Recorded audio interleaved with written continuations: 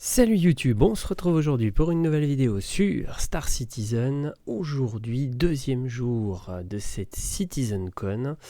Ça fait un bout de temps que j'ai pas fait de vidéo et ça faisait un bout de temps, quasi un an, que je suis le projet, on va dire, que d'un œil. Après beaucoup de déceptions, de patch en patch et vraiment déçu, on va dire, de ce qui s'est passé cette année, des annulations diverses et variées, du fait que le jeu, très souvent, est peu fonctionnel. Et puis en plus, là, la petite goutte d'eau qui a fait déborder le vase, c'est clairement les tickets d'or qui sont tombés là pour le F8C, où j'ai trouvé ça vraiment catastrophique. Je ne pensais pas regarder cette CitizenCon, et puis en rentrant d'une balade familiale hier, je me suis dit tiens, il y a quand même la CitizenCon, on va jeter un œil. Effectivement, j'ai vu qu'il y avait Hugo Lisoire qui streamait, je me suis dit je vais y aller, je vais regarder. Et tonton Chris, comme d'habitude, a envoyé du très lourd. La vidéo de présentation du début de cette CitizenCon était juste monstrueuse. Forcément, ça donne envie. On a bien évidemment, comme d'habitude, Chris et les autres qui nous disent que tout ça débarque dans les 12 mois. Bon, les années version Star Citizen, faut toujours se méfier, mais si réellement tout ça arrive dans les 12 mois, je pense qu'on rattrapera largement toutes ces conneries qui ont été faites cette année. Alors je sais que c'est mon avis, il y a plein de gens qui trouvent que le jeu a été très bien, qu'ils ont fait des super mises à jour cette année. Moi franchement j'ai été extrêmement déçu de cette année de Star Citizen. Là par contre, oui, clairement, hier soir, j'étais vraiment surpris, agréablement surpris. On nous a montré beaucoup de super tech et surtout, quelques petites annonces qui sont passées comme ça. Le fait que Squadron est terminé, il est passé en mode polish. Donc déjà Squadron 42 en mode polish, ça me rend vraiment heureux. Moi j'ai vraiment hâte de pouvoir jouer le mode solo de Star Citizen. J'ai adoré Starfield, je fais partie de ceux qui ont vraiment kiffé Starfield, même si voilà, c'est pas du tout comparable avec ce qu'on a sur SC. SC reste largement supérieur technologiquement, il n'y a pas photo. Surtout ce qui sera prévu encore par la suite sera encore 1 million de fois supérieur technologiquement, il n'y a pas photo. Mais j'ai vraiment adoré Starfield et Starfield m'a, je pense, donné encore plus envie d'avoir le Star Citizen qu'on attend tous.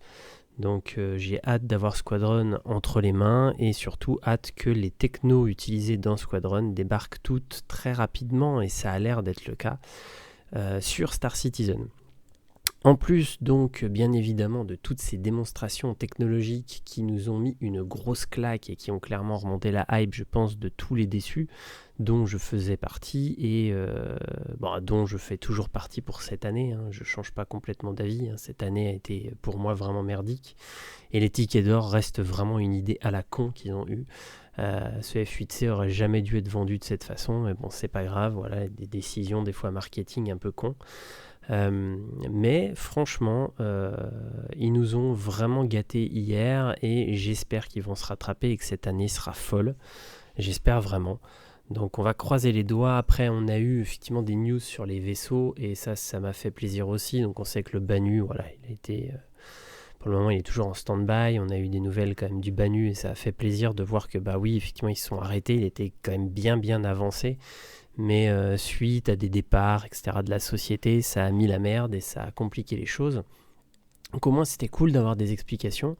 Et ensuite on a eu des infos sur tout ce qui allait sortir, la nouvelle réorganisation sur la sortie des chips que je trouve personnellement très bien, c'est-à-dire qu'ils vont faire marque par marque et que d'un coup ils vont nous lâcher plein de vaisseaux d'une marque, comme là par exemple RSI où ça va débarquer. Et je trouve que c'est top parce qu'effectivement même s'ils ont des départs d'artistes, ils ont déjà les assets, ils ont déjà le boulot qui a été fait sur les autres chips et ils peuvent quand même reprendre le flambeau et arriver à sortir des chips et ça c'est cool.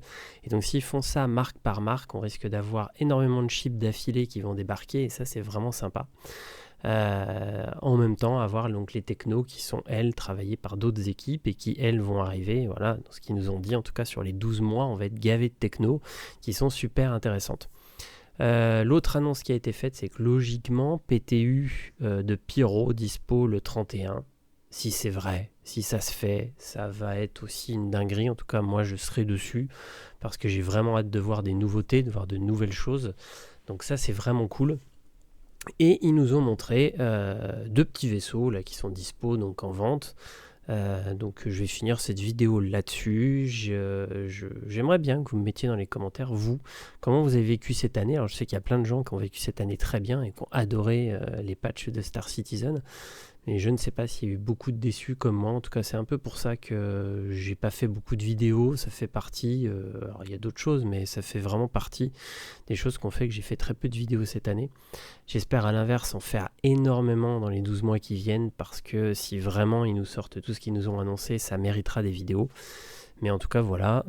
Dites-moi vous en commentaire ce que vous en avez pensé. Ça me ferait plaisir d'avoir un peu d'autres avis et de savoir ce que vous avez vécu cette année sur Star Citizen. On a donc deux chips, le Cutter et le Zeus, dispo là à la vente. Alors le nouveau Cutter, le Cutter Scout, il y en aura aussi un troisième qui n'a pas été montré hier. Le Cutter Scout, alors le Cutter reste déjà un très très beau vaisseau. Je l'ai toujours dit depuis le départ, je trouve que c'est un des meilleurs vaisseaux de départ. Personnellement, moi je kiffe l'Avenger, mais je trouve que le Cutter, qui est une version un petit peu en dessous de l'Avenger, est vraiment top. Et là, cette version-là est plutôt cool, la version Scout. Alors après, pour le moment, l'utilisation, pareil, pas folle, mais en tout cas, c'est une bonne idée. Donc ça, c'est sympa. Moi, j'adore la couleur, par contre, Nightfall, la couleur des concierges. Je trouve qu'elle est vraiment cool avec le cockpit qui change de couleur. Ça me fait à chaque fois plaisir. Quand effectivement il y a des peintures, je suis pas voilà, en général, je suis pas très fan des peintures qui sortent.